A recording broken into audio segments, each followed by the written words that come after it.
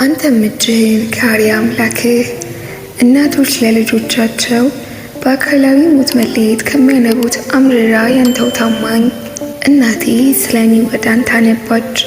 አንተም ነፍሴን ከዚያ ድቅድቅ ጨለማ ስባ ወጣሃት። ከአንተ በተቀበለችው በዚያ እምነትና መንፈስ ሙት እንደነበርኩ አይታለችና። አቤቱ ጌታዬ አንተም ሰምተሃታል። በጸለየችባቸው ስፍራዎች ሁሉ ከዓይኖቿ ቁልቁል ሲፈሱ ምድርንም ሲያርሱ እንባዎቿን ሳትንቅ አንተ ሰምተሃታል። በእውነቱም አንተ ሰምተሃታል። በአምላክ ላይ የሚናገሩ የእኔ ስህተቶች ማስወገድ መጥላትና መጸየፍ ብትጀምርም አብሬያት እንድኖርና በቤቱ ውስጥ በአንድ ማዕድ እንድቀመጥ ልትፈቅድልኝ ምክንያት ከሆናት አንተም እርሷን ካጽናናህባት ከዚያ ህልምላ ምንጭ ከወዴትስ ታገኝ ነበር? በእንጨት ደረጃ ላይ ቆማ ራሷን በህልሟ ትመለከት ነበር። እርሷ በሐዘን አዝናና ቀርቅራ እያለ አንድ ብሩህ ወጣትም በእርሷ ተደስቶ እየሳቀም ወደ ላይ ይወጣል። ነገር ግን መማርን አለመፈለግ የእርሱ ልማድ እንደነበር እርሱ ለማስተማር ፈልጎ የሐዘኗንና የዘወትር እንባዋን መንስኤ ሲመረምር እርሷም ሰቆቃዋ የኔ ጥፋት እንደነበር ትመልሳለች። እሱም እርሷ ከነበረችበት እኔም ደግሞ እንደነበርኩ ካረፈችበት ቦታ ሁና እንድትመለከትና እንድታይ ጋበዛት። እርሷም ባየች ጊዜ በአንድ ደረጃ ላይ ከአጠገቧ ቆም ያየች። ወደ ልቧ ዘንብለው ከነበሩ ጆሮዎች በስተቀር ይህ እስከ ወዴት ይመጣ ነበር? አቤቱ አንተ ሁሉን ቻይ መልካም፣ ለእርሱ ብቻ የምትጠነቀቅ ያህል ለእያንዳንዳችን ትጠነቀቃለህ። እንደዚሁም ለሁሉም አንድ የሆነን ያህል አድርገህ ትጠነቀቅልናለህ። ለዚህስ ደግሞ ምክንያቱ ምን ነበር? ይህንን ራእይ በምትነግረኝ ጊዜ በአንድ ወቅት ለነበርኩበት ማንነት ይህን ያህል ተስፋ መቁረጥ አይገባትም የሚል የራሴን ድምዳሜ ለማኖር ሞክሬያለሁ። እሷም ወዲያውኑ ያለማመንታት እንዲህ ስትል መለሰችልኝ። አይደለም፣ እርሱ በሚገኝበት አንቺ በዚያ ትገኛለሽ የሚል አልነበረም የተነገረኝ። ነገር ግን አንቺ ባለሽበት እርሱም በዚያ ይሆናል። አቤቱ ጌታዬ ማስታወስ እስከምችለው ድረስ ይህን ትዝታዬን ላንተ እናዘዛለሁ። በንቁ እናቴ በኩል የተናገርከኝን ያንተንም መልስ እናገራለሁ። ስለ ህልሟ አሳማኝ በሆነው የኔ የተሳሳተ ትርጉም እርሷ አልተረበሸችም። በቅጽበትም መታየት የነበረበትን ምን እንደነበር ተመለከትኩ። እስክትናገረውም ድረስ በእውነት ያላስተዋልኩት ነበር። ከዚያ በኋላ ግን ከህልሙ በላይ ገፋፍቶኛል።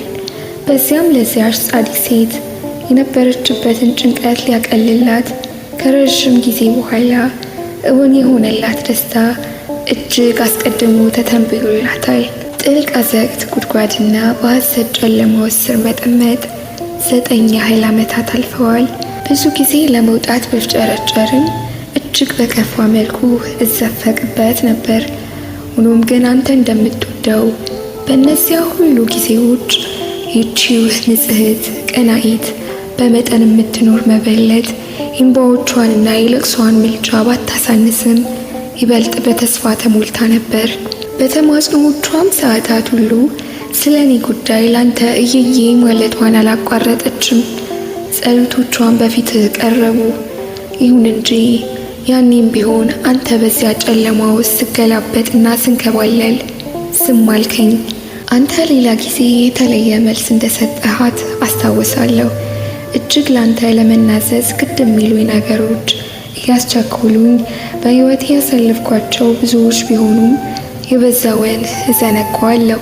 ቅዱሳን መጻሕፍት ከአንደበቱ ከሙሉ ከአንድ አቡን በአንተው ካህን በኩል ሌላ ምላሽ ሰጠኋት። እርሱን እኔ መጥፎ ነገሮችን እንድተውና ጥሩውን እንድማር ስህተቶችን ለማስረዳት ትንሽ እንዲያነጋግረኝ ፈቃደኛ እንድሆን ለምነው ነበር። ስህተቶቻቸውን ለመቀበል ዝግጁ የሆኑ ሰዎችን ባገኘ ጊዜ መምከር ጽኑ ልማዱ ነበር። በኋላ ላይ እንደተገነዘብኩት በከፍተኛ ጥንቃቄ የተነሳ ልመናዋን አልተቀበላትም። እርሷ ራሷ እንደነገረችው እኔ ገና በዚያ ኑፋቄ አዲስነት የተወጣጠርኩ በመሆኔ ብስለት የሌላቸው ብዙ ሰዎችን በአስጨናቂ ጥያቄዎች በማሸበሬ ለመማር ዝግጁ እንዳልነበርኩ ይመልስላታል። ነገር ግን ለጊዜው ብቻውን ተዩ፣ ለእግዚአብሔር ብቻ ጸልይ። እርሱ ራሱ በማንበብ ስህተቱ ምን እንደነበር፣ ኃጢአቱ እንዴት የከፋ እንደሆን ይደርስበታል አላት። ያን ጊዜም ልጅ እያለ ራሱ አምብሮስ በተሳሳተች እናቱ ምሪት ወደ ማኒቄዎቹ እንደተቀላቀለ ማንበብ ብቻ ሳይሆን ሁሉንም መጽሐፍቶቻቸውን ማለት ይቻላል በጽሑፍ ገልብጦ እንደነበር፣ ምን ያህል የሐርጢቃ ሊሸሹት የሚገባ እንደነበር፣ አምብሮስም ምንም አይነት ክርክርና ከማንም ማስረጃ ሳያስፈልገው ያንን ወደ ማየት እንደደረሰ ከዚያም እንደሸሸ ነገራት። ይህን ባላት ጊዜ እናቴ በመልሱ አልረካችበትም ነበር። ነገር ግን እንዲያገኘኝና እንዲያናግረኝ ልመናዎቿን በጽናት ደጋግማ ቀረበችለት፣ እንባዋንም አጎረፈችው።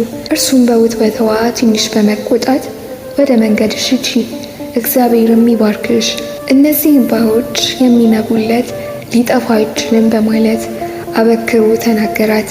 ይህንን መልስ ስንጫወት ብዙ ጊዜ እንደምታነሳልኝ ከሰማይ እንደመጣ ድምፅ ነበር የተቀበለችው።